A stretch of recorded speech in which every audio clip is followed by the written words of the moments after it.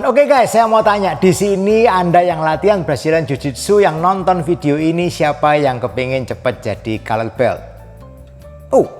Dan ya kenyataannya banyak orang yang latihan Brazilian Jiu-Jitsu itu kepingin cepat jadi color belt. Paling enggak, saya enggak white belt lagi dong coach. Kalau saya white belt ini kan cupu. Orang menilai bahwa kalau yang namanya white belt itu orang yang masih pemula, orang yang masih white belt ini orang yang ilmunya masih belum seberapa ilmunya dan sebagainya. Jadi at least kepinginnya cepat-cepat jadi color belt, minimal jadi blue belt, kan beltnya ada warnanya nih sekarang, oke? Dan itu pun yang dulu juga sempat saya bayangkan waktu saya di awal-awal latihan Brazilian Jiu-Jitsu, waktu saya masih white belt, saya juga kepingin sih bisa jadi color belt, itu kan keren ya kan, apalagi di zaman saya mulai BJJ 15 tahun yang lalu di Surabaya itu cuman ada 2 orang yang blue belt. Jadi color belt itu something yang very precious, sangat langka. Kalau sekarang sih udah mulai banyak, blue belt itu cukup banyak ada blue belt di Indonesia. Tapi pada waktu itu sedikit banget yang namanya blue belt. Jadi blue belt itu very precious. Jadi benar-benar kalau orang yang blue belt itu udah orang jago banget 15 tahun yang lalu. Zaman sekarang itu belum tentu. Tapi itulah realitanya. 15 tahun itu waktu yang lama untuk kita ngomong perkembangan Brazilian Jiu-Jitsu. Nah sekarang kita ngobrol mengenai blue belt. Bagi sebagian orang itu adalah final goals. Jadi saya kepingin jadi blue belt dari white. Itu kita kepingin menjadi orang blue belt dulu di awal. Dan basically kita berpikir blue belt itu udah jago. Waktu kita white belt kita berpikir blue belt itu udah jago. Dan kita juga berpikirnya kalau orang udah blue belt itu pasti lanjut terus sampai black belt. Itu bayangan saya juga waktu itu. Tetapi realitanya banyak orang yang setelah blue belt, dapatnya itu kan proses panjang juga. Setelah blue belt mereka justru berhenti latihan Brazilian Jiu-Jitsu. Dan itu ternyata bukan cuma di Indonesia. Di Shaka BJJ Academy itu kita punya belasan blue belt sebetulnya, tapi yang terus latihan sampai sekarang ternyata jumlahnya nggak banyak. Banyak yang berhenti setelah mereka jadi blue belt. Dan di dunia itu juga begitu banyak orang yang berhenti setelah mereka mencapai blue belt. Kan aneh. Anehnya kenapa ya? Karena Anda ini sudah mencapai blue belt itu butuh waktu yang panjang, setelah blue belt justru malah berhenti latihan Brazilian Jiu-Jitsu. Kan aneh. Kan harusnya kalau udah jadi blue belt susah-susah kan harusnya Anda terusin dong sampai purple, brown, black belt, why not? Itu juga yang dulu saya pikirkan. Kalau murid saya sudah jadi blue belt seharusnya dia terus jadi purple, jadi brown, jadi black belt. Realitanya enggak, banyak yang berhenti setelah mereka jadi blue belt. Jadi ada satu sindrom yang namanya adalah blue belt blues. Banyak orang yang setelah blue belt justru mereka berhenti. Kita bahas satu-satu sekarang. Poin yang pertama, saat Anda jadi blue belt, dunia itu berubah. Semuanya menjadi sedikit lebih sulit, tidak menjadi lebih mudah. Anda kepengennya kan setelah blue belt, perjalanan itu menjadi lebih mudah. Belum tentu. Begitu Anda blue belt, yang pertama terjadi adalah teman-teman Anda yang white belt itu pecah jadi 2 kubu. Kubu yang pertama, mereka melihat Anda sebagai ancaman. Dalam artian, wah, kamu sekarang jadi blue belt ya, saya harus mainnya lebih hati-hati sama kamu. Yang sebelumnya teman latihan Anda itu mereka main sama Anda take it easy, sama-sama white belt, mainnya take it easy, sama-sama loose dalam artian loose-nya mereka nggak ada pretensi apa-apa, mereka ya main aja, wong sama-sama white belt. Setelah mereka tahu bahwa oh Anda sekarang seorang blue belt, mereka lebih berhati-hati. Wah dia kan sudah blue belt, aku harus hati-hati nih, jangan-jangan mau diambil apa. Mereka lebih defensif. Karena mereka lebih defensif tentunya juga lebih sulit untuk Anda melakukan submission. Anda mau submit teman Anda itu tidak segampang biasanya. Karena sekarang mereka mainnya lebih berhati-hati. Mereka mainnya lebih rapat, semuanya lebih rapat. Gerakannya lebih nggak sembrono. Karena sekarang kita bermain dengan seorang blue belt. Itu yang pertama. Jadi semuanya tiba-tiba menjadi sulit. Itu yang terjadi. Kita bayangannya kan setelah blue belt lawan kita jadi lebih gampang. No, lawannya lebih berhati-hati karena Anda blue belt. Akhirnya lebih sulit untuk Anda bisa submit. Itu yang white belt yang sama-sama yang level pertama. Yang kedua, Anda akan ketemu juga teman-teman Anda dari white belt yang mungkin sudah strip 3, white belt strip 4, yang mereka juga sudah merasa saya ini sama dia ini bedanya kan nggak terlalu jauh. Kalau dia bisa jadi blue belt, saya berarti kurang sedikit juga mungkin bisa jadi blue belt. Akhirnya yang dilakukan secara mental, mereka akan merasa, oh I have to prove something. Oke, saya harus kejar dia dong. Kalau saya bisa ngetapin dia, ya kan? Kalau saya bisa ngetapin blue belt yang barusan jadi white belt, yang barusan jadi blue belt ini, berarti kan saya improve. Game saya berarti membaik, saya berarti melakukan suatu kemajuan tertentu. Nah, ini yang biasanya akan dikejar oleh teman-teman Anda yang dari white belt yang sudah merasa mendekati skill level Anda. Jadi apa akhirnya? Waktu Anda sparring, semuanya justru menjadi lebih tense, semuanya menjadi lebih menegangkan karena orang ini sekarang berani all out dengan Anda yang biasanya mainnya nyantai-nyantai, relax-relax, dia sekarang berani lebih mengejar Anda, kejar. Ya, itu yang terjadi. Tiba-tiba semuanya menjadi kejar-kejaran, semuanya menjadi intens dan Anda pun karena merasa dikejar, game Anda juga jadi lebih tense. Ya, that's it. Semuanya menjadi intens tiba-tiba tanpa ada yang menskenario. Itu kemungkinan yang bisa terjadi. Jadi tidak ada ceritanya yang jadi Anda jadi blue belt everything jadi lebih mudah, enggak juga. Oke. So gimana? Anda masih kepengen jadi blue belt? Ya apa enggak? Masih kepengen jadi blue belt? Saya kasih cerita satu lagi. Cerita yang berikutnya adalah dari teman-teman Anda yang di level di atas Anda. Baik mereka yang sama-sama blue belt ataupun mereka yang saat ini sudah purple belt, brown belt, black belt.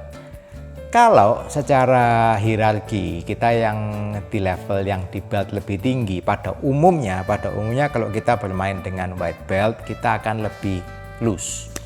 Dalam artian kita masih akan memberi Anda kesempatan untuk Anda mau supaya bisa escape, supaya Anda bisa mencoba teknik, kadang-kadang dikasih sedikit. Oke, coba deh kamu coba ambil saya bisa enggak? Kita kasih ambil. Mungkin dikasih Americana, mungkin dikasih posisi supaya bisa passing, supaya bisa mencoba melakukan teknik.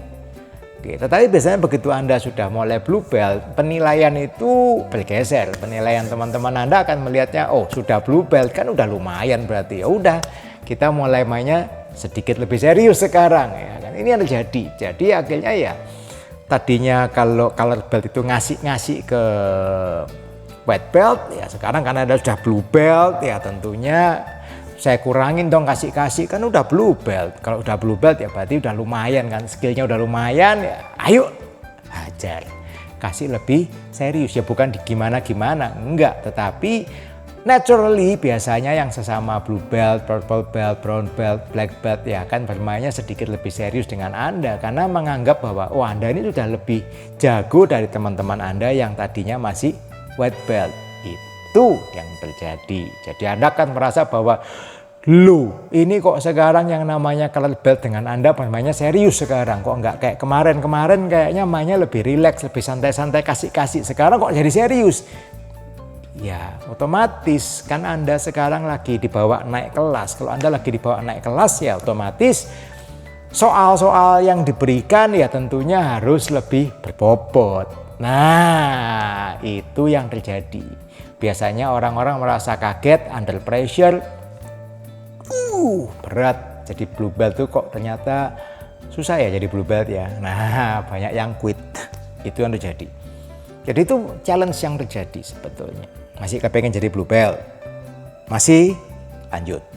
Oke, jadi yang berikutnya lagi sekarang kalau Anda sedang berlibur, Anda sedang jalan-jalan. Oke, PJJ ini salah satu yang paling menyenangkan sebetulnya. Anda bisa keliling-keliling ke mana-mana di dunia, di luar kota, di luar negeri. Anda bisa keliling ke berbagai macam tempat latihan Brazilian Jiu-Jitsu, bertamu, Anda ikut kelas, Anda ikut materi, Anda ikut sparring kelas di sana.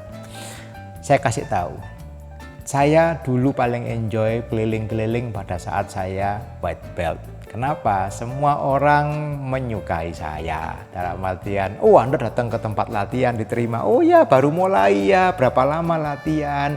Setahun, 2 tahun. Oh ya, ayo kita ikut. Kita materinya ini. Itu normalnya gitu sih, normalnya seperti itu. Jadi dalam artian coach akan lebih memberi perhatian pada Anda. Orang-orang yang di gym tempat latihan itu biasanya lebih santai. Anda datang, wah iyalah white belt, datang mau belajar, ayo mari. Itu biasanya sedikit berbeda kalau Anda sudah color belt, Anda blue belt, Anda purple, Anda brown belt. Itu mereka melihat Anda lebih serius. Sama seperti di kelas Anda, wah Anda lihat, sudah blue belt nih, blue belt kan lumayan jago. Mereka mainnya juga nggak kasih polos-polos biasanya kalau Anda sparring di tempat orang.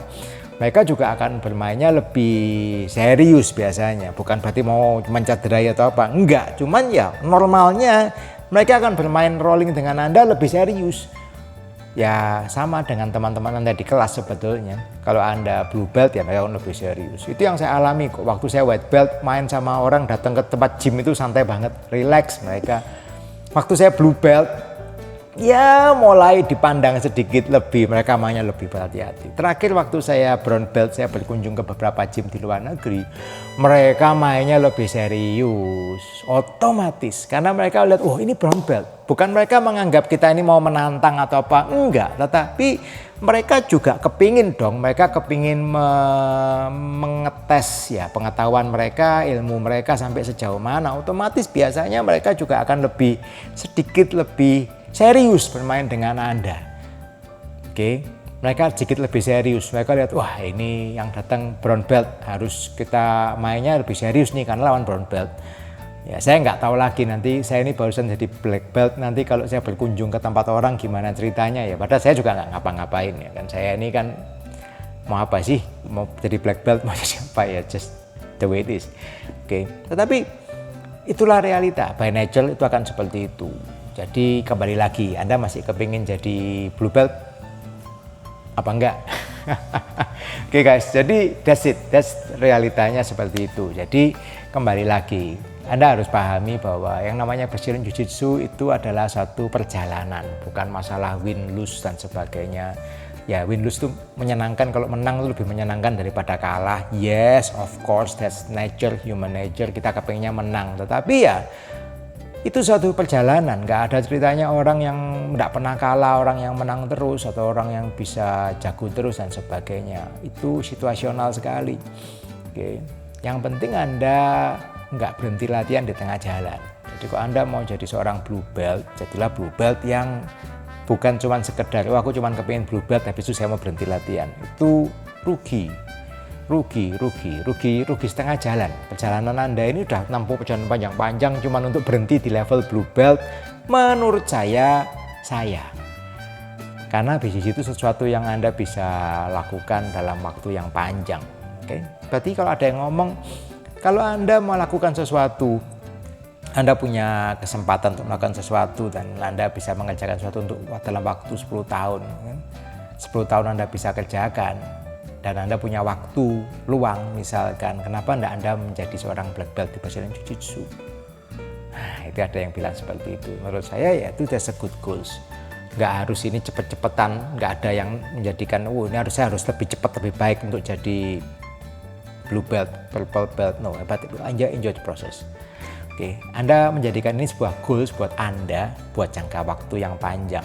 Jadikan ini satu project, big project dalam hidup Anda. Kalau Anda latihan, Anda membaca sesuatu yang baru, Anda bisa sharing hal yang baru, Anda bisa pakai ini untuk meningkatkan kesehatan Anda bisa pakai ini untuk meningkatkan kemampuan Anda lebih punya teman lebih banyak, Anda secara mental, secara confidence Anda lebih bagus, Anda berkembang secara perkembangan diri Anda lebih baik, ya why not Anda keep on rolling.